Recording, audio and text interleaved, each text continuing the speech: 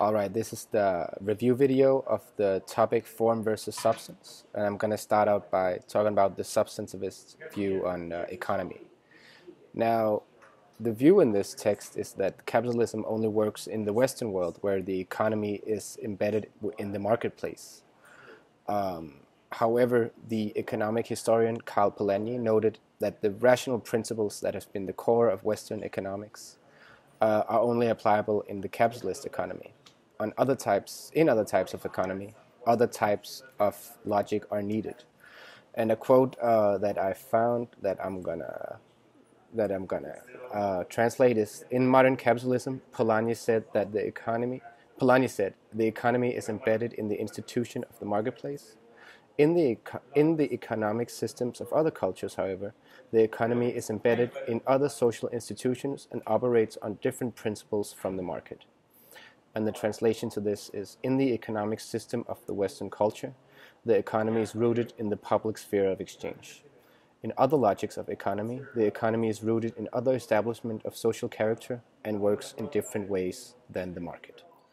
Yes, and now I would like to talk a bit about the formalist paradigm. The formalist wanted a better way of explaining culture than what the substantivist did.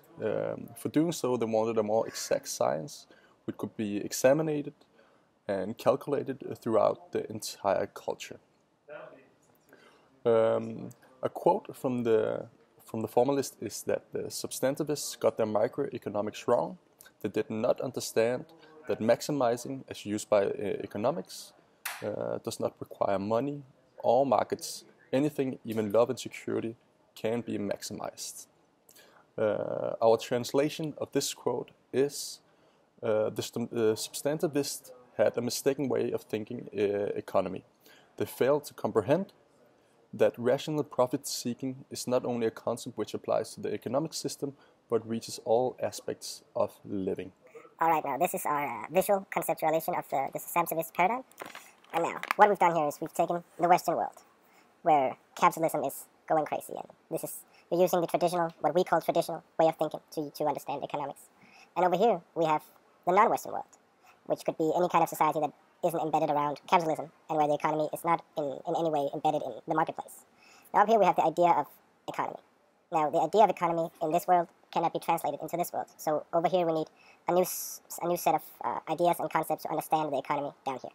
And this is the general thought of substantivism. Now we've gotten to formalism, and this is my visual presentation of formalism.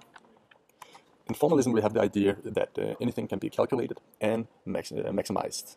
In this picture, we can see our Western couple who are stating that we are maximizing. They're in love, and as the formalists did, they took bonds between humans and using the same kind of thing that economists did in relationships.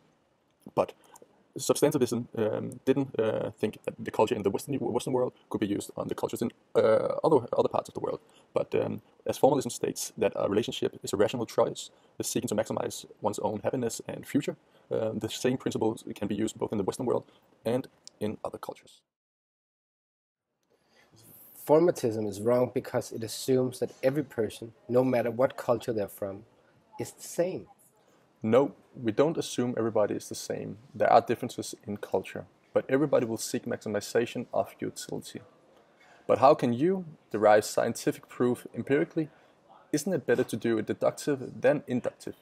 Well, in this case, the inductive method is better. Maybe it does not provide a perfect answer, but at least it's based on data collected in the real world. Deduction is only based on theory and needs assumptions like complete and universal rationality in order for it to work. But hey, maybe I misunderstood you. Do you have an analogy or a metaphor for your theory? Of course I do. Do you know the biologist Charles Darwin? Yes. Nice.